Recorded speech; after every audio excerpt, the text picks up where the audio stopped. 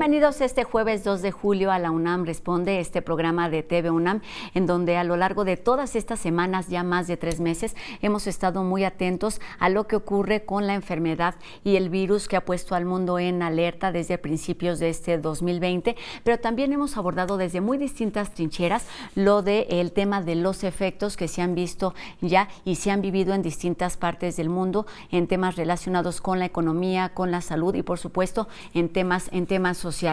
Durante las últimas semanas hemos sido testigos también de cómo el número de contagios ha ido en aumento en algunos países, mientras que en algunos otros pues ya se inicia este regreso a una nueva realidad. Intentemos buscar el equilibrio y lo importante es seguir atendiendo las medidas de distanciamiento y de higiene que recomiendan las autoridades sanitarias de nuestro país y también las autoridades de nuestra Universidad Nacional Autónoma de México. Sabemos que este virus permanecerá durante muchísimo tiempo más con nosotros, así que bueno, tanto la comunidad de científicos como de especialistas y de humanistas siguen trabajando desde esas muy distintas trincheras para brindarnos información y ayudarnos a actuar responsablemente. Esta tarde conversaremos con el doctor José Alfredo Contreras, quien pertenece a la Facultad de Psicología de nuestra universidad, sobre los sentimientos de miedo o de angustia que puede ocasionar el confinamiento en algunas personas. Esto al irse incorporando a una nueva realidad, al comenzar a salir a las calles, al regresar a los trabajos, al tener, digamos, más contacto con nuestras familias y con nuestros amigos. Estaremos muy atentos, así que a este tema sí que pueden hacer junto con nosotros este programa. Recuerden que todas nuestras líneas de comunicación están abiertas para recibir sus dudas y también sus comentarios, están apareciendo en su pantalla y también ustedes ya las conocen. Y bueno, comenzamos este programa con un resumen de lo que ocurre en nuestro país, donde sabemos pues una buena parte de los estados permanece en color naranja, esto de acuerdo al semáforo de riesgo por COVID-19. También en algunas entidades, en algunos estados, pues se inicia ya la reapertura de algunos pequeños comercios. Hay que seguir las indicaciones y las nuevas normas que se están identificando para cada uno de ellos, así es que es importante estar atentos a estas recomendaciones y comenzamos precisamente con el resumen de lo que ocurre en nuestro país a causa de la enfermedad de COVID-19.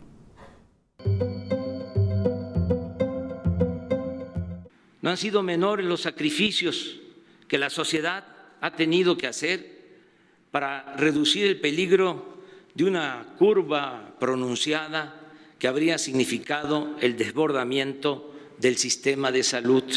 Son 46.013 los profesionales de la salud que han dado positivos a la prueba de SARS-CoV-2, por lo tanto son los casos acumulados. Las personas recuperadas, sobre todo quienes han estado hospitalizadas y particularmente quien estuvo en terapia intensiva, también lo decíamos hace unos días, requieren un seguimiento médico de ellas mismas, de las personas. Salen a veces muy debilitadas con importantes afecciones, el reposo prolongado debilita los músculos, se atrofian los músculos y se requiere fisioterapia, por ejemplo. Es que cerramos junio con solo 82,000 empleos perdidos en los inscritos en el Seguro Social, cuando en abril se perdieron 555,000. O sea, ya tocamos fondo y vamos hacia arriba. Vamos a salir adelante. Claro, los informes oficiales de crecimiento económico pues van a reflejar la caída de abril, mayo, junio. Así las cosas en nuestro país y enseguida vamos a ver cómo está el panorama en el mundo, donde de acuerdo a cifras de la Organización Mundial de la Salud, cada día durante las últimas semanas se registran en promedio un total de 160,000 nuevos casos por día. Vamos con este panorama.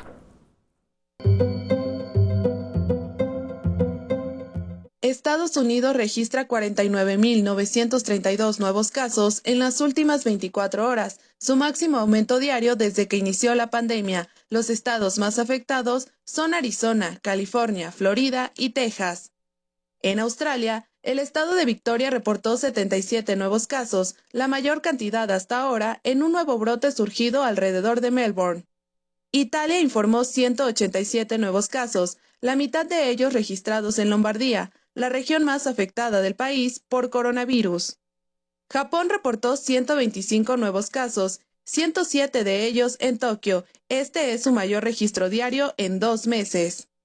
Colombia, con un aumento récord de casos de 4.163, supera los 100.000 contagios. México reporta 5.681 nuevas infecciones y 741 nuevas muertes en las últimas 24 horas, para un conteo nacional de 231.770 casos y 28.510 decesos. Israel registró 966 casos, el mayor aumento diario desde que surgió el virus en el país. Indonesia reporta 1.624 casos en las últimas 24 horas, el número más alto de infecciones en un solo día. Rusia reportó 6.760 nuevas infecciones, elevando su recuento nacional a 661.165. India supera los 600.000 casos de coronavirus y registra 17.834 muertes. Irán anuncia nuevas medidas de cierre en 11 provincias tras el aumento de muertes y la saturación de hospitales. Irlanda establece el uso obligatorio de cubrebocas en tiendas a partir del 10 de julio. Reino Unido revela su plan para reabrir escuelas en septiembre para todos los niveles educativos.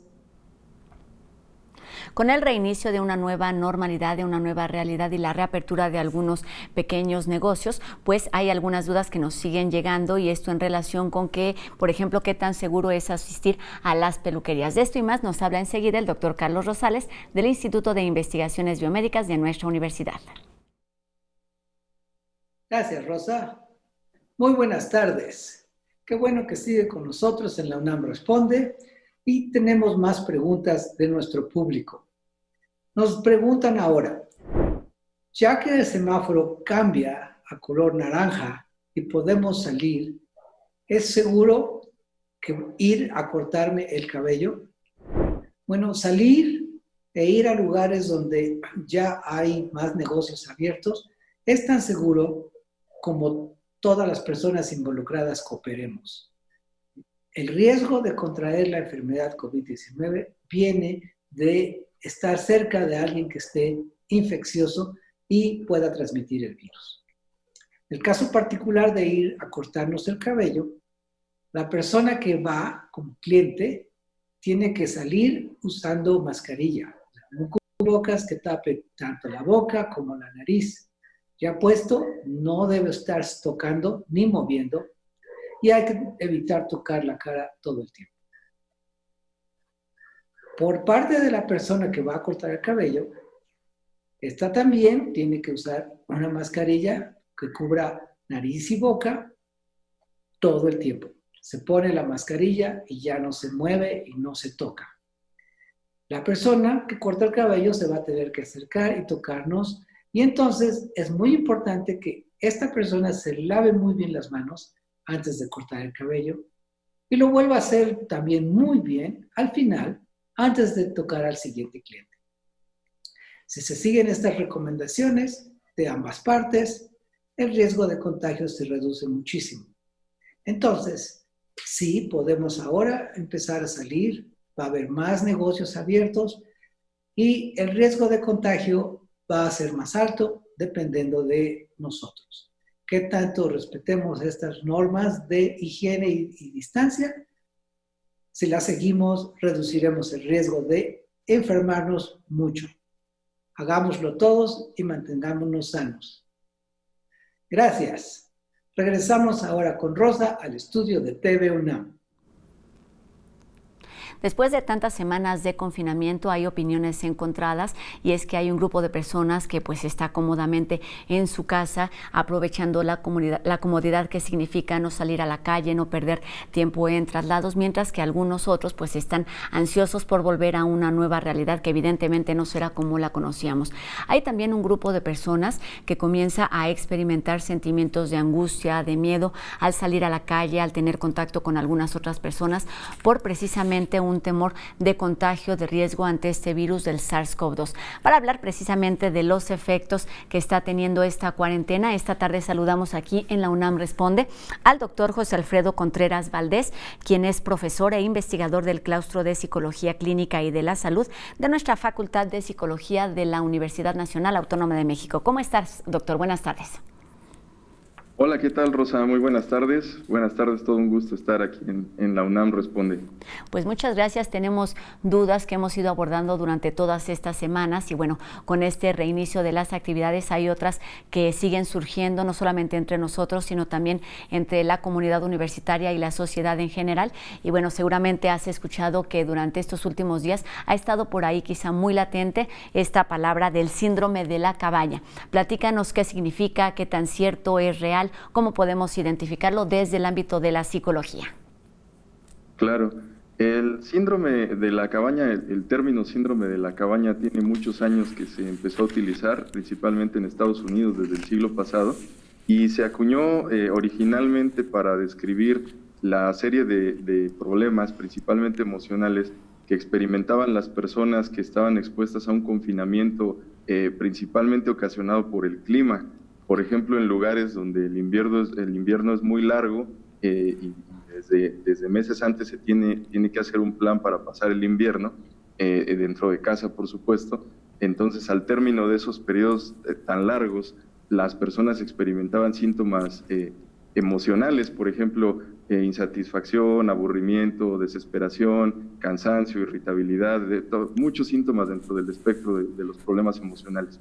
Si bien ese término se empezó a estudiar más o menos en 1980, igual en Estados Unidos, no es un término que esté totalmente aceptado por la comunidad científica y no es un término que haga referencia a algún trastorno psicológico. Yo sugeriría en este sentido hablar propiamente de síntomas o de conjuntos de síntomas que sí están verdaderamente estudiados, que no digo que el síndrome de la cabaña no, pero que podrían dar una mejor explicación de lo que está ocurriendo en nuestra población actualmente, como podría ser las dificultades en la regulación emocional, como podrían ser los síntomas de ansiedad, los síntomas de depresión, los síntomas de estrés, que son problemas emocionales que sí tienen una etiología, que sí tienen factores de riesgo previamente identificados y que por supuesto se están desarrollando en este tiempo en la pandemia que estamos viviendo. De hecho, una de las críticas que se le hacían a uno de los estudios más importantes del síndrome de la cabaña es que los indicadores que acabo de mencionar, insatisfacción, irritabilidad, cansancio, malestar emocional, etcétera, se traslapan completamente con lo que se conoce como depresión. El trastorno de depresión o los síntomas de depresión comparte muchos indicadores con esto del síndrome de la cabaña. Entonces yo sugeriría que habláramos de regulación emocional, de ansiedad, de depresión, de estrés. Exactamente, lo importante es sí identificar esas emociones, esas sensaciones que están provocadas por la situación que estamos viviendo. Al principio de tu intervención mencionaste algo que me llamó mucho la atención y es lo que sucede en todos estos países que están acostumbrados y se pueden preparar a lo que sucederá durante ciertos meses donde no sale el sol, donde las dinámicas son muy distintas a las que conocemos en nuestro país. Pienso en lo que sucedió con esta pandemia, no solo en México, sino eso es sí en distintas partes del mundo, y es que si hace un año nos hubieran dicho que íbamos a estar 1, 2 o 3 o 4 meses en el encierro, hubiera sido quizá muy difícil aceptarlo y asumirlo. Entonces, ¿cómo esta situación viene a afectarnos desde el momento en el que, es una cosa completamente inesperada, contrario a lo que sucede en estas otras realidades o en algunos países? Completamente de acuerdo. Cuando al ser humano se le expone a situaciones que no esperaba, a situaciones que le causan incertidumbre, pues es completamente natural que experimente reacciones de estrés, no sabe pues cómo adaptarse a estos nuevos cambios de manera inmediata, y si estos cambios requieren mayores esfuerzos de los que tiene a corto plazo en su repertorio de herramientas o de recursos psicológicos, pues se puede provocar un problema. Entonces aquí lo cierto es que nadie esperaba que esto se fuera a desarrollar a tal grado. Realmente yo puedo hacer un análisis de los primeros comentarios que se escucharon en diciembre de la información que provenía del otro lado del mundo, y nadie pensaba que 3 meses después íbamos a comenzar un confinamiento que inicialmente empezó por unos días y luego se fue alargando, y lo cierto es que las cifras, si bien no son las más alejadas de lo inicial, tampoco son las más exactas a la luz de lo que se calculaba al inicio. Entonces, completamente de acuerdo, este fenómeno está trayendo cambios muy importantes a nivel internacional, está modificando el curso de la humanidad, y yo creo que es válido decirlo, y pues tenemos que buscar las mejores maneras de adaptarnos a estos cambios. Exactamente, porque sabemos, y lo hemos escuchado muchísimas veces, pues este virus llegó para quedarse y debemos aprender a convivir con él, y también para convivir con él pues debemos aprender a convivir con nosotros mismos y con todas estas nuevas realidades. ¿Cuáles son estas emociones, estas causas? Bueno, más bien me parece que la causa un poco es la incertidumbre. ¿Cuáles son todos estos síntomas? Ya nos hablabas un poquito hace unos minutos, pero ¿cuáles son en particular los síntomas o qué tipo de emociones, digamos, es normal sentir, o hasta qué punto es normal tener este tipo de sensaciones? Ok, claro. Cualquier acontecimiento que ponga en riesgo la vida de alguien cercano, que ponga en riesgo la integridad de alguien cercano, cualquier acontecimiento en donde se ve implicado un riesgo para la persona, directa o indirectamente, después de este acontecimiento es completamente normal que venga un periodo de algunas semanas de reajuste psicológico en el que la persona pues siente estrés. En el caso de alguien que ha estado expuesto a algún contagio de algún familiar, a la muerte de algún ser querido, es completamente normal. En los casos donde las personas no han estado expuestas a estas situaciones, pues también es completamente normal que experimenten cierto miedo, cierto temor, cierta preocupación con respecto a lo que puede pasar, porque si bien es cierto, es posible que yo no haya estado expuesto a la pérdida de algún familiar, al contagio de algún conocido, de algún amigo, de algún ser querido. Lo cierto es que sí estoy informado, estoy constantemente expuesto a las noticias, a los números, sé que es algo que está pasando, ya modifiqué mi rutina, ya modifiqué mi ambiente de trabajo, ya modifiqué mi casa, o sea, realmente ya modifiqué diferentes entornos, entonces sí estoy expuesto a la situación. Es completamente normal que los seres humanos experimentemos preocupación, estrés, frustración, elementos emocionales que son completamente adaptativos. Digamos, ¿qué sería de la especie humana si no tuviéramos las reacciones emocionales que tenemos? El problema no son como tal las reacciones emocionales, el problema está cuando esas reacciones emocionales no las regulamos adecuadamente y se convierten en comportamientos disfuncionales o en reacciones que ya no podemos manejar por medio de recursos adaptativos, ¿no? ¿A qué me refiero con esto? Cuando las conductas sobrepasan el objetivo para el cual están diseñadas como estrategias, es donde tenemos un problema. Ponemos el ejemplo del abuso de sustancias. Es normal sentir miedo, pero si el miedo lo trato de regular con abuso de sustancias, voy a generar un problema más grande de lo que verdaderamente es. Otro ejemplo está en la catastrofización de las ideas. Yo puedo pensar que es válido tener conductas de prevención, es válido prevenir, es válido tener todas las medidas de seguridad para evitar un contagio, por supuesto, pero si en mi mente pienso constantemente que me puedo contagiar y pienso que en el momento que me contagie me voy a morir y se va a empezar a morir mi familia, se van a empezar a morir mis seres queridos y no hay nada que yo pueda hacer para evitarlo, entonces esa estrategia de pensar y de catastrofizar lo que puede pasar ya no me está haciendo funcional.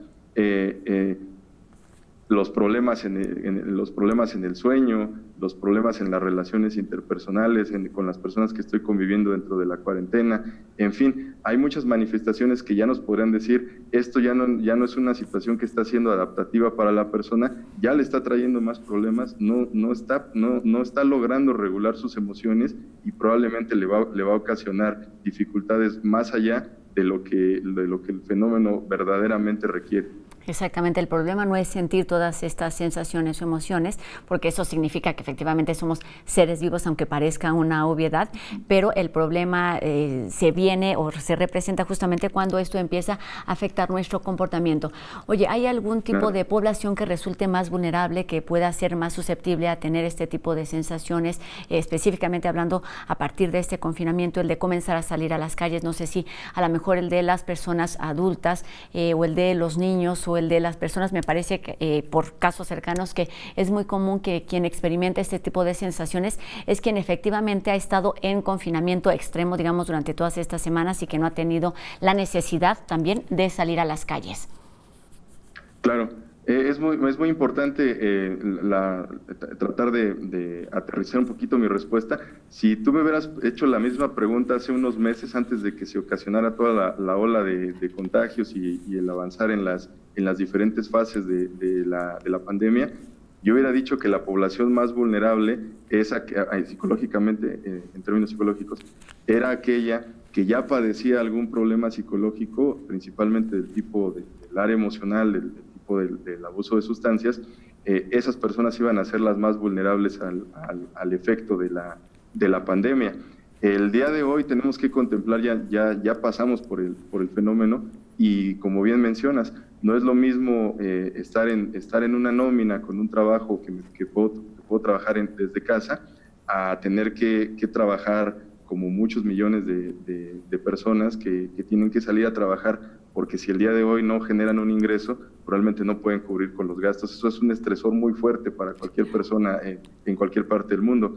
No es lo mismo escuchar una cifra de personas que han fallecido a conocer un familiar o un amigo que ya falleció. No es lo mismo escuchar cuál es la población de mayor riesgo, por ejemplo, ser adulto mayor, tener más de 60 años, padecer una enfermedad crónico-degenerativa, diabetes, hipertensión, enfermedades cardiovasculares, etcétera.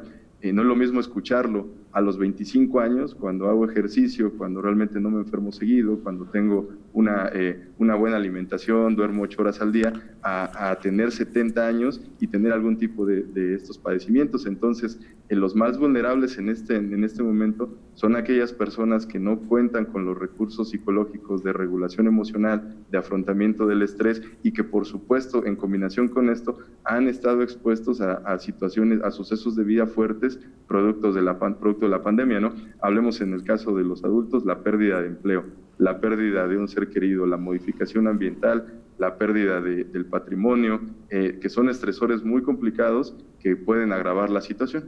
Quizás es muy complicado, pero ya nada más para terminar, complicado saberlo, pero para terminar este primer bloque de entrevista, claro, ¿dónde se sucede con mayor frecuencia? ¿En personas que han vivido esta contingencia o esta cuarentena aislados, o quienes están en resguardo o cuidando a otros miembros de su familia? ¿Qué puede ser lo más común?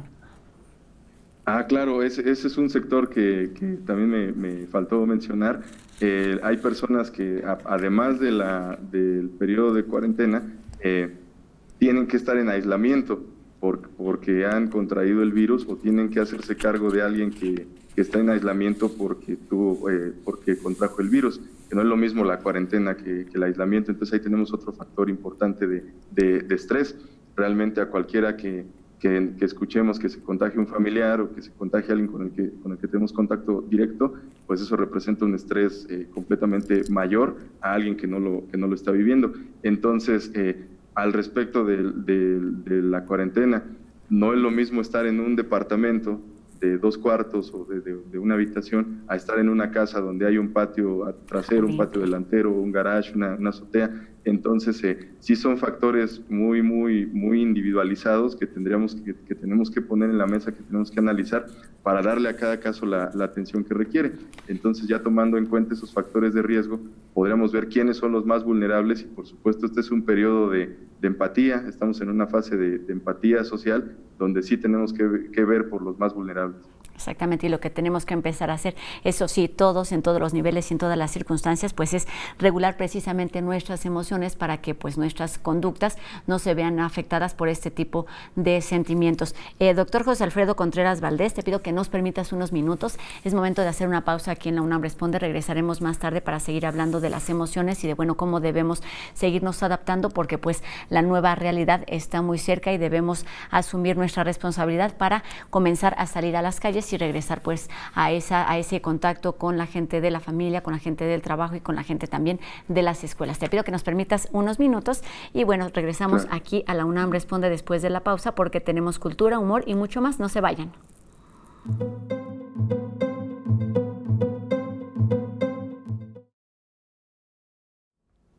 Qué gusto que siga con nosotros aquí en la UNAM Responde, y comenzamos este bloque con la reflexión de Jacobo Dayan, quien esta tarde se refiere a los casos de algunos países que están viviendo en dictadura, como es el caso de Venezuela, donde, bueno, pues las cifras tanto de contagios como de decesos a causa de la enfermedad de COVID-19 se ocultan deliberadamente. Escuchemos. Buenas tardes. Human Rights Watch ha puesto la lupa sobre lo que ocurre en Venezuela, que es muy grave, y ha determinado que el régimen de Nicolás Maduro deliberadamente oculta cifras sobre la pandemia y se dedica a perseguir a periodistas, profesionales de la salud y defensoras y defensores de derechos humanos que tratan de denunciar la realidad de la pandemia en su país. La pandemia ha sido utilizada por el gobierno de Maduro como excusa para atacar a los opositores.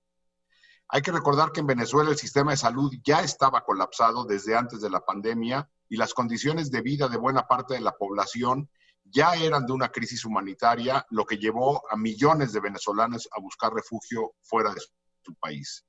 El director para las Américas de Human Rights Watch, José Manuel Vivanco, declaró que las detenciones de profesionales de la salud y de la información son parte de un patrón represivo y de estado cuasi policial, con fuerzas de seguridad y colectivos haciendo cumplir de manera forzosa la cuarentena en formas clásicas de una dictadura, persiguiendo a los opositores y ocultando información. Las cifras reportadas por el gobierno de Maduro son ridículas. Reconoce apenas poco más de 5,000 casos de COVID-19 y alrededor de 50 muertes, nada más. Así de absurdo. Tenemos un gobierno negando la magnitud de la pandemia y persiguiendo a todos aquellos que deciden hablar sobre la situación de la pandemia en su país. Muy alarmante. Buenas tardes. Cifras y situaciones que resultan poco creíbles. Y cambiando de tema, pues se acerca el fin de semana y ya está con nosotros Anel, que nos cuenta solamente algunas de las recomendaciones que tiene Cultura UNAM para mantenernos en casa. Hola, yo soy Anel Pérez y esto es Cultura UNAM en casa. Lo voy a invitar a una función de teatro que le va a encantar. Se trata de Mujeres decididas e insistentes que lavan y remiendan sus propios calzones. De la autoría de la dirección de Valentina Sierra, esta es una coproducción de la Compañía Nacional de Teatro, Puño de Tierra y Teatro UNAM. Imagínense 9 mujeres reunidas en plataformas digitales que reflexionan alrededor de la nueva ola feminista y de la lectura del cuento La isla desconocida de José Saramago. Los tiempos en crisis son tiempos de oportunidad. La crisis actual nos está llevando a nuevas búsquedas, a encontrar escenarios impensables. Cada quien desde su isla, estas mujeres tratando de crear en colectivo, sacudiéndose los prejuicios y verdades absolutas para encontrar felicidad en tierra seca. El proyecto Mujeres Decididas que lavan y remiendan sus propios calzones fue abordado desde el teatro, haciendo teatro, creando en teatro, pensando en el teatro como destino, y es así como esta propuesta en escena desembarca en una isla audiovisual.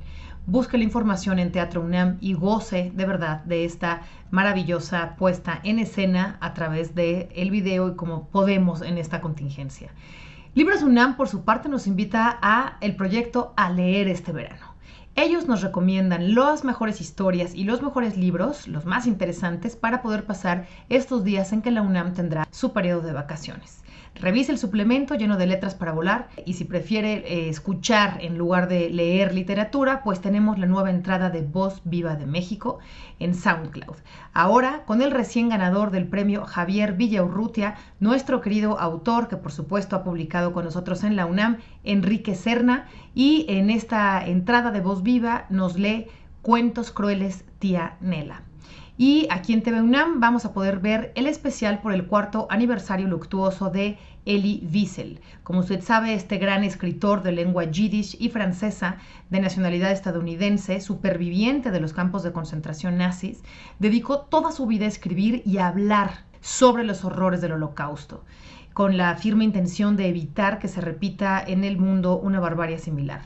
Fue galardonado desde luego con el premio Nobel, recordará, en 1986, y TV UNAM nos presenta este programa especial que lo recuerda. Para hacerlo vigente, véalo hoy a las 3:30 de la tarde. Y yo lo veo mañana con más recomendaciones. Cuídese mucho, lo veo mañana. El equipo de No Memes nos presenta esta tarde una cápsula más de su Corona Diario, muy a su manera. Entre el gambusino de oro y la oveja eléctrica hay un montón de cuentos que funcionan en el mundo natural y el mundo tecnológico. Fíjense en la siguiente nota que enchufa a los dos mundos. Y sin hacerle más al cuento, los dejo con esta colaboración de No Memes.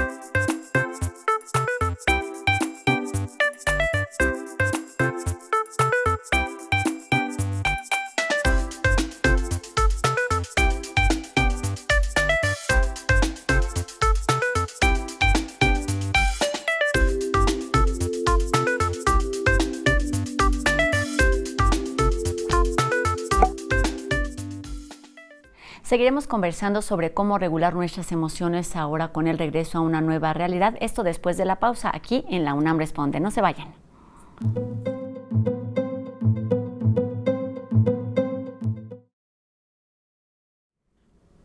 Comenzamos este último bloque de La UNAM Responde con una cápsula que nos habla precisamente sobre lo que sucederá cuando esta pandemia termine, en voz de humanistas universitarios. En esta ocasión le toca el turno a la doctora Ángeles Eraña del Instituto de Investigaciones Filosóficas de nuestra universidad. Cuando se abran las puertas. La reflexión de Humanidades UNAM sobre el futuro. Me llamo Ángeles Eraña, soy investigadora del Instituto de Investigaciones Filosóficas. Y cuando se abran las puertas, yo creo que todos nos preguntamos qué es lo que va a pasar. Y yo creo que todavía no estamos en un momento de realmente tener respuestas para esta pregunta. Yo creo que no sabemos bien a bien qué es lo que va a venir. Y creo que esto tiene mucho que ver con que ahora vemos el mundo desde una ventana, lo vemos en el mejor de los casos desde un balcón, y eso, o desde las pantallas en nuestras casas, desde las pantallas de los ordenadores, y eso uno nos da una visión limitada y la otra nos da una visión sesgada. Creo que tres ejes por los que podemos empezar a especular son: uno es el tiempo, la percepción del tiempo; otro es el deseo, la estructura del deseo; y el tercer punto que me parece que es fundamental pensar para poder responder a la pregunta de qué va a venir es el tema del cuerpo. Entonces, respecto al tiempo, algo que ha pasado que me parece que es muy interesante es cómo ha cambiado nuestra manera de habitar el tiempo. En realidad, pienso que la prisa que teníamos siempre, que nunca nos ha alcanzado el día, que siempre íbamos tarde a todo, eso no está ahora. Aunque el día parece durar poco, de todas maneras, el tiempo no se percibe como algo apresurado, sino como algo que estamos realmente habitando, por decirlo de esta manera. Y quizá el hecho de que se hayan parado todos los procesos productivos hace que estamos viviendo el tiempo de esta otra manera, y lo que hay que preguntarse es qué va a pasar después. Y si somos muy pesimistas, podemos pensar que el tiempo se va a acelerar más, que va a haber como una ansiedad de producir todo lo que no se produjo en estos tiempos. O bien podemos pensar, como hay gente que lo ha pensado, que en realidad esto no va a ser un aprendizaje, una enseñanza de cómo vivir un tiempo menos apresurado nos permite hacer una cantidad inmensa de cosas que antes no hacíamos. La estructura del deseo creo que es otro tema muy importante. Hay mucha gente que ha estudiado cómo el capitalismo lo que hace, o las sociedades capitalistas, parte de lo que hacen es que nos mantienen en un estado de deseo insatisfecho, porque si deseamos un objeto, una mercancía, muy pronto cuando ya la tenemos aparece una nueva, y entonces el deseo de tener algo se convierte en un deseo de tener algo que no tengo todavía, y siempre estamos en ese estado. Lo que pueda pasar es que se cambie la estructura del deseo, porque eso sí creo que puede ser que esté pasando, y puede ser que pase en el futuro, que nos percatamos de que hay una cantidad muy grande de cosas que realmente no necesitamos para vivir bien, y quizá entonces la estructura de nuestro deseo se transforme, pero eso es algo que solo puede verse, como dije antes, cuando volvamos a las calles y nuestras relaciones se vuelvan a echar a andar, se vuelvan a engranar.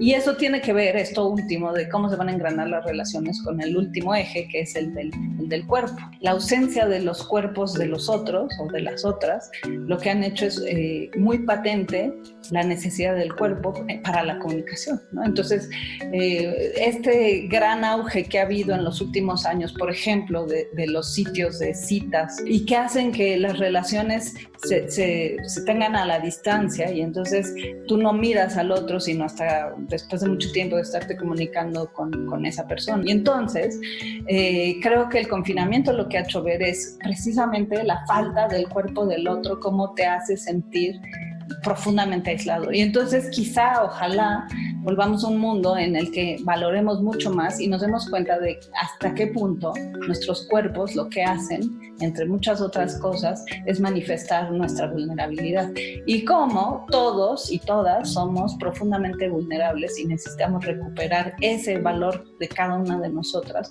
para establecer relaciones desde ahí, desde la ternura, desde la vulnerabilidad del otro, que es la mía propia.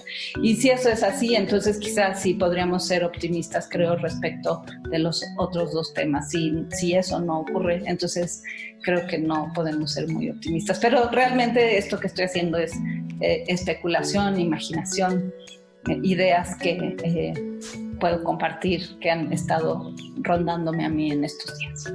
Cuando se abran las puertas. Humanidades UNAM. Un nuevo nosotros. Y siguiendo en esta línea, precisamente la de prepararnos para cuando se abran las puertas, pero ahora desde el punto de vista de la psicología, retomamos nuestra conversación con el doctor José Alfredo Contreras Valdés, quien es profesor e investigador del claustro de Psicología Clínica y de la Salud de esta facultad universitaria. Doctor, hablábamos precisamente de todas estas emociones, de todas estas sensaciones que son normales en el confinamiento y que se pueden sentir ahora que estamos retornando a una nueva realidad, y pensaba directamente en el papel que juega toda esta información que recibimos, no solamente esas experiencias de si tenemos o no casos cercanos de contagios o de decesos, sino de toda esta información a la que estamos expuestos y de cómo procesarla, porque de esto depende efectivamente la manera en la que actuamos. Háblanos de este tema de la llamada otra pandemia, que es la infodemia. Claro, sí, por supuesto. No es una opinión personal únicamente, es una opinión basada en conferencias que han dado en los últimos meses especialistas de la Facultad de Psicología, del Instituto Nacional de Psiquiatría, de otras facultades, de otras universidades, con respecto a la bomba de información que nuestra población está recibiendo en este tiempo de pandemia. Lo cierto es que la información ayuda, la información beneficia, siempre y cuando sea información fidedigna y sea transmitida de la manera más adecuada. El bombardeo de información al que estamos expuestos de manera tan sencilla el día de hoy trae diferentes repercusiones. Muchas veces no tenemos certeza de dónde venga la información. Muchas veces se trata de información falsa, muchas veces se trata de información con fines políticos, con fines comerciales, mercadotécnicos, que no necesariamente es información real. Entonces, si nosotros estamos expuestos a información contradictoria, vamos a generar incertidumbre. Y pues desde hace rato comentábamos que al ser humano no le gusta para nada la incertidumbre. La incertidumbre propicia rumores, los rumores propician más información falsa y de repente ya tenemos conductas completamente disfuncionales que se diseminan, cuyo propósito se disemina en la población nuevamente, y de pronto tenemos personas realizando conductas que no están recomendadas por los especialistas en los protocolos oficiales, pero ya se están dando por hecho que podrían funcionar, información que no beneficia para nada a la población. Oye, pongamos el caso de lo que se dijo desde un inicio, no se vaya nadie a automedicar, no vaya nadie a comprar antibióticos, porque los antibióticos necesita prescribirlos un médico haciendo un análisis individual de cada situación. Los antibióticos no funcionan como prevención para el tratamiento del COVID ni si se presenta, ¿no?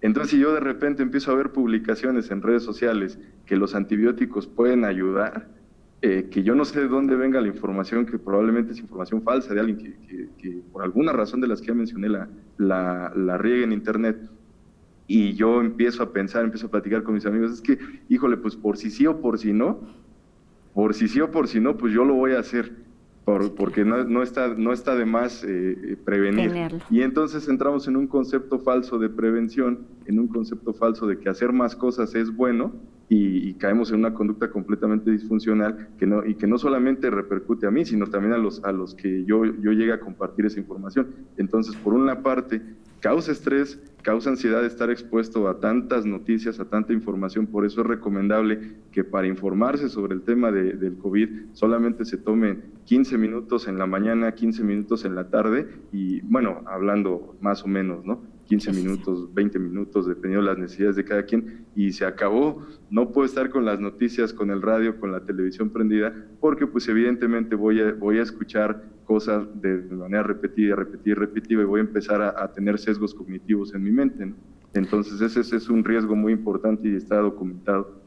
Tú nos pasaste algunas ligas que son recomendables en este caso para acceder a información relacionada con esta pandemia, con el coronavirus, y estarán pasando aquí durante estos minutos de nuestra conversación, porque resulta de gran importancia y bueno, es nuestra responsabilidad informarnos porque, como bien dices, pues hay información distinta. Una es esta de la que podemos allegarnos y que es confiable, pero todo eso que sucede en las redes sociales puede mal informarnos y crear otro tipo de actitudes que no son benéficas. Mencionaste ahorita hace unos minutos esto de las conductas disfuncionales. ¿A qué te refieres y cómo podemos identificarlas?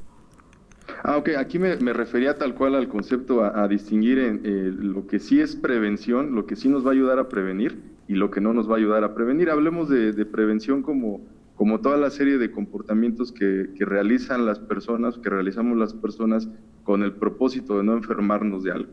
En este caso, con el propósito de no enfermarnos de COVID. Si yo no me he contagiado de la enfermedad y escucho las recomendaciones de los especialistas, pues las recomendaciones son las mismas, son muy sencillitas de realizar en el sentido que cada uno de nosotros las puede hacer por su cuenta, salvo en situaciones excepcionales, la gran mayoría las podemos hacer por nuestra cuenta de manera muy sencilla, pero que tienen un impacto impresionante en el sector salud. ¿A qué nos referimos? Son medidas de prevención que todo mundo hemos escuchado. Lávate las manos frecuentemente con agua y con jabón, porque el jabón en combinación con el agua, en la técnica de lavado de manos, ayuda a desintegrar el virus.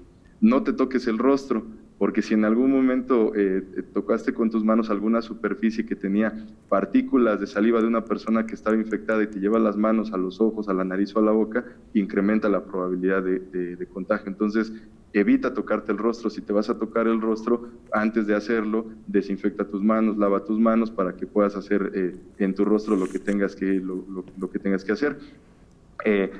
Si vas a estornudar, de preferencia busca un lugar para poder hacerlo donde no haya personas, utiliza un pañuelo desechable, estornuda, tose, tira el pañuelo, desinfecta el área, lávate las manos posteriormente. Si no tienes esa opción, utiliza esta parte del brazo y el antebrazo para poder cubrir tu estornudo, para no diseminar esas gotitas de saliva que en algún momento podrían contagiar a alguien. Come adecuadamente, duerme adecuadamente, bebe agua natural, hidrátate, haz ejercicio, mantén un nivel de vida saludable en términos emocionales. Esas son las medidas de prevención que siempre hemos escuchado desde hace meses y que todos podemos llevar a cabo. El problema de la prevención en esto que comentabas viene cuando las personas empezamos a creer que hacer más es bueno y no necesariamente. Yo les pongo el ejemplo de alimentar a una mascota. Yo creo que a todos, si pensamos en nuestra mascota, a todos nos gusta alimentarla y sabemos de los beneficios que trae alimentar a nuestra mascota. Pero si decimos como alimentarla es bueno, entonces la voy a alimentar todo el día para que sea mejor. Eso pasa en la prevención. Si yo escucho tomar 2 litros o 3 litros de agua al día es bueno, pues imagínate tomar de 4 a 6, pues es lo doble de bueno. Y imagínate si me tomo 10 litros de agua es mucho mejor. Y entonces ahí es donde empezamos con conductas disfuncionales, porque decimos, pues ya dijeron que hay que lavarse las manos, entonces si lavarse las manos es bueno, ¿qué tal si me las lavo cada 5 minutos? Ahí está una conducta disfuncional. Ya dijeron que el distanciamiento social es bueno, entonces ahorita que estamos en la fase de nueva normalidad, yo no voy a salir para nada. Aunque mi sector sea indispensable, prefiero perder mi trabajo a salir con las medidas de prevención básicas, ¿no? Ahí está otra conducta disfuncional. Entonces, las medidas de prevención las dictaminan los especialistas con estudios científicos previos y nos dan el rango preciso para que nos podamos beneficiar de ellas al máximo. Si yo empiezo a pensar, pues es que yo escuché que la luz solar ayuda a matar el virus y pues por si sí o por si no, me voy a exponer 3 horas diario a la luz solar, por si sí o por si no, porque a lo mejor y sí, esa es una conducta disfuncional. Entonces es donde tenemos que incidir los profesionales de la salud en dar información correcta para que la prevención sea el mecanismo por el cual logremos perder el temor. Que el temor se pierda mediante las acciones de prevención, no mediante la irresponsabilidad. Decir ya no le tengo miedo al virus, entonces me salgo a la calle y que pase lo que tenga que pasar. De algo me tengo que morir. No, esa es una conducta muy irresponsable. Más bien, tener todas las medidas de prevención, salir a lo necesario, porque estamos en una fase de nueva normalidad que ya me indicaron si el sector donde yo trabajo, si el sector donde yo participo socialmente tiene que salir por razones económicas, entonces yo me ajusto a los protocolos de prevención y salgo con seguridad, porque la prevención debe ser para eso, para generar seguridad, no para generar comportamientos disfuncionales o conductas que no son como tal de prevención. Debemos ser cuidadosos con no irnos a los extremos. Al principio de esta contingencia vimos, por ejemplo, fuimos testigos de las llamadas compras de pánico que no ayudan a nada ni a nadie en ningún momento. Quizás seguramente ya me contestaste la siguiente pregunta, que era cómo lograr un equilibrio justamente entre cuidar nuestra salud física, que está relacionada directamente con el virus, porque evidentemente ahora, como bien lo dices, pues ya estamos saliendo de nuestras casas y nos vamos a encontrar o a tener contacto con muchísimas más personas de lo que ha sucedido durante todas estas semanas, pero tener un equilibrio para cuidar sí nuestra salud física, pero seguir cuidando nuestra salud mental y emocional, porque bueno, debemos evitar ese miedo al otro, a los otros, aunque el virus esté ahí entre nosotros. Sí, claro. Lo cierto es que en toda la información que nos dan la Secretaría de Salud, la Organización Mundial de la Salud, se dice claramente que no hay una cura para este virus. Y que no hay vacunas todavía, que hay investigación que se está generando con el propósito de en algún momento encontrar la vacuna, las mejores formas de prevenirlo en términos de una vacuna, incluso el tratamiento ya cuando se presenta. Por el momento no lo hay, esos son los hechos, pero a la luz de los hechos, entonces nosotros tenemos que afrontar la realidad que estamos viviendo pues, de la manera más funcional posible, ¿no? El que no haya una cura o no haya una vacuna no quiere decir que la humanidad esté perdida o que no haya nada que hacer. Estamos en un periodo, hablando específicamente de la Ciudad de México, que hacemos en esta entrevista, estamos en un periodo de reactivación, activación económica. Hubo en su momento un periodo de cuarentena donde la alerta era máxima, el semáforo estaba en rojo y la alerta era máxima, era no salgas para nada, ¿no? Salvo ciertas excepciones, casos muy, muy pequeñitos. Ahorita estamos en una nueva fase donde la alerta es elevada. No quiere decir que la alerta no exista, la alerta es elevada, el riesgo de contagio es elevado, pero para eso existen las medidas de prevención y para eso nos corresponde a todos los ciudadanos, es una tarea de todos, porque en el momento que yo uso mi cubrebocas, en el momento que yo uso mi careta, en el momento que yo me ajusto a los nuevos protocolos que todos los centros de trabajo van a tener, como la toma de temperatura, como los mecanismos de barrera, como los señalamientos en el piso para mantener la sana distancia, como el permitir solamente el 30% de las personas dentro de un espacio de trabajo. O sea, todos los protocolos que se han venido realizando, que ya son públicos, que están en las páginas de la Secretaría de Salud Federal. En el momento que yo empiezo a ajustarme a esos protocolos de prevención, si nos damos cuenta, no solamente estoy cuidándome yo, estoy cuidando a otros, estoy haciendo un beneficio por mi sociedad, por mi país, estoy pensando por los demás. Hace ratito mencionaba, yo creo que es un tiempo de empatía, es un tiempo en donde el ciudadano puede contribuir no solamente a cuidarse él mismo, sino a cuidarse a los otros, de pensar en las personas más vulnerables ante esta enfermedad y hacer lo que se tenga que hacer. Cuando habíamos escuchado, por ejemplo, que en una ceremonia religiosa no se iba a dar el saludo de fraternidad? Cuando habíamos escuchado que para entrar a un lugar de trabajo te iban a tener que tomar la temperatura corporal? Cuando habíamos escuchado que en un restaurante tú ibas a tener que llevar tus propios cubiertos, ¿no? Bueno, pues en novelas o en películas, pero realmente si esas son las medidas conductuales, ambientales, situacionales que tenemos que tomar, pues las tomamos, asumimos el compromiso como ciudadanos y así se modifican las sociedades. Las sociedades se modifican en muchas de las ocasiones en crisis como la que estamos pasando. Entonces, que las medidas de prevención, es un llamado personal, que las medidas de prevención sirvan para que la ciudadanía esté segura, no para que esté con miedo, que venzamos al temor mediante la prevención. ¿Te refieres a todas estas medidas? Y pienso ya nada más para terminar esta entrevista, ¿cuáles son los principales retos, volviendo a lo que decíamos al inicio de esta entrevista, de qué tan normal es sentir un poco de miedo, de resistencia a encontrarnos con el otro, pero es algo que a lo que no nos habíamos enfrentado durante estos meses y ahora va a tener que empezar a suceder de forma paulatina, por supuesto, pero es importantísimo esto, no caer en los extremos y ser empáticos, como bien nos lo estás diciendo. ¿Cuáles son esos principales retos ahora que entramos a una nueva fase por esta pandemia del SARS-CoV-2? Claro, bueno, el principal es mantener la salud, ese es el principal reto. ¿Y cómo se mantiene la salud? Por medio de los comportamientos que nos van a evitar disminuir, que nos van a ayudar a disminuir el riesgo de contagio. Por ejemplo, el tema de la sana distancia. No por el hecho de que yo ya tenga que salir a trabajar porque mi sector es esencial en este momento de la pandemia, quiere decir que no voy a mantener la sana distancia. La sana distancia es una medida conductual y ambiental muy efectiva para disminuir el riesgo de contagio. El reto también, además de la salud, el reto también es la adaptación de nuevos protocolos laborales. Todas las personas que sean responsables de empresas micro, pequeñas, medianas, grandes o muy grandes, se ven obligadas por disposición gubernamental a modificar todos los protocolos de trabajo.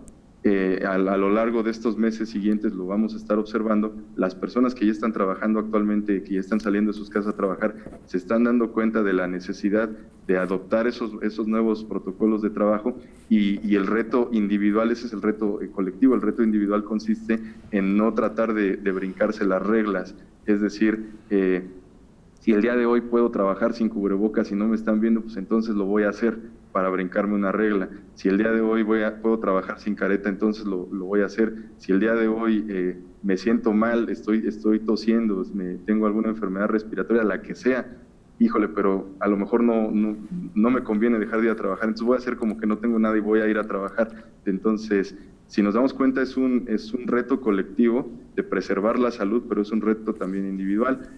Otro de los retos que señala también la Secretaría de Salud es la no discriminación. ¿Qué va a pasar con los casos que se conozcan que ya presentaron un contagio o que en su caso, que en su círculo cercano presentaron un contagio?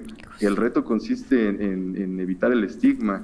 Realmente no hay que estigmatizar a nadie, somos parte de una sociedad y no por el hecho de haber presentado el contagio, entonces pues ya hay que aislarlo, hay que despedirlo, hay que tener acciones de discriminación hacia la persona. Ese es otro de los retos principales, recibir información verídica. Por eso los protocolos sí deben estar tanto para prevención como para tratamiento. Si alguien ya presentó un contagio, debe haber un protocolo para saber qué se debe hacer con él, que reciba la mejor atención médica y en el tiempo tiempo que marcan las autoridades y las reglas gubernamentales, puede reincorporarse al trabajo sin problema. Esa era otra de las conductas que te mencionaba hace ratito.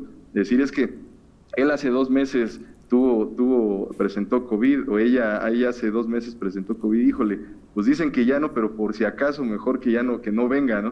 Esos por si acaso, esas suposiciones que no van de acuerdo con los protocolos establecidos, realmente causan mucho daño a la sociedad. Otro de los retos es recibir la información adecuada. En las páginas del gobierno, la Secretaría de Salud, de la Organización Mundial de la Salud, hay cursos gratuitos. Hay cursos gratuitos en línea de 24 horas, los 7 días de la semana, que cualquiera puede tomar, te dan una constancia de participación para recibir información verídica con respecto a lo que estamos viviendo.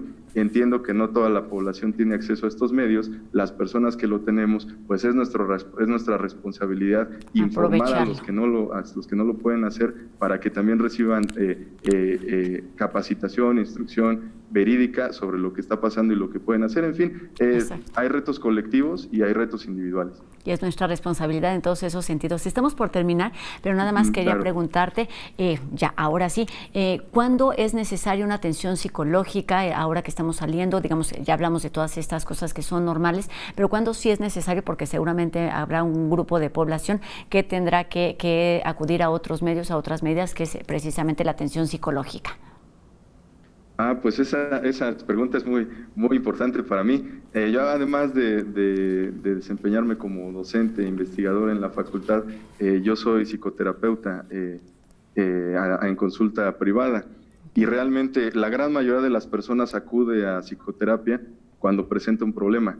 Difícilmente llega alguien para prevenir a consulta, difícilmente alguien llega por prevención. La mayoría ya llega a consulta cuando ya presenta un problema y siente que no puede manejarlo. Entonces, que mi respuesta puede ir en varios sentidos.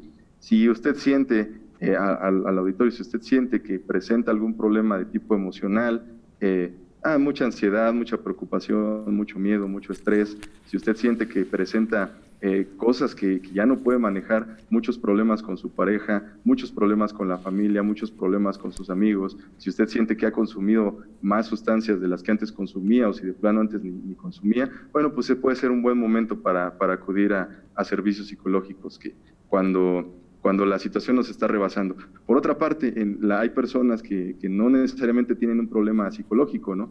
Pero que yo recomiendo de verdad que no, porque no tengan un problema, no reciban una consulta como lo que llamamos de evaluación, de seguimiento, valoración, de introducción inicial, porque lo que estamos viviendo no lo habían vivido, eso es un hecho, nadie lo había vivido, nadie lo habíamos vivido, y yo creo que a todos nos beneficia consultarlo con el profesional del comportamiento en el momento que sea. Nos estamos enfrentando a unas nuevas realidades, y como bien dices, pues los retos van en muchos sentidos y en muchos niveles. Este regreso paulatino a la realidad en las ciudades pues también es una muestra de lo que podemos hacer en lo individual, y es pues ir aprendiendo de estos rituales diarios que tenemos al salir y al regresar de casa, para actuar responsablemente, cuidarnos a nosotros y seguir cuidando a los demás.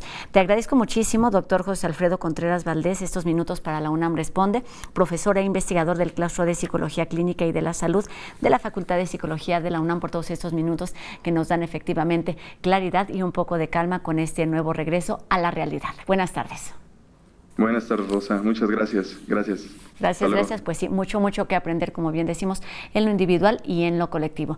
Y ahora seguimos con más información aquí en la UNAM Responde. Vamos con Deportes UNAM, quien nos presenta algunos consejos de entrenamiento para mantenernos activos en casa. La Dirección General del Deporte Universitario de la UNAM ha desarrollado el programa Gimnasia Estática. La intención de los ejercicios es crear rutinas para la comunidad universitaria. Otro ejercicio que podemos realizar para fortalecer el abdomen es el siguiente. Sentados en una silla o en un sillón con nuestra espalda bien pegada al respaldo, apretando el abdomen, vamos a estirar nuestras piernas al frente y vamos a hacer nuestras puntas hacia adelante y hacia atrás. Hacemos 10 repeticiones, descansamos y vamos a hacerlo 3 veces. Durante la contingencia, no te detengas. Te invitamos a conocer todos los videos de gimnasia estática en nuestra página www.deporte.unam.mx. Pues ahí están todos estos consejos para cuidar nuestra salud física y mental. La tarea es nuestra responsabilidad actuar. Y con esto terminamos una emisión más de La UNAM Responde. Recuerden, tenemos una cita mañana completamente en vivo a las 2:30 de la tarde por TV UNAM. Adiós.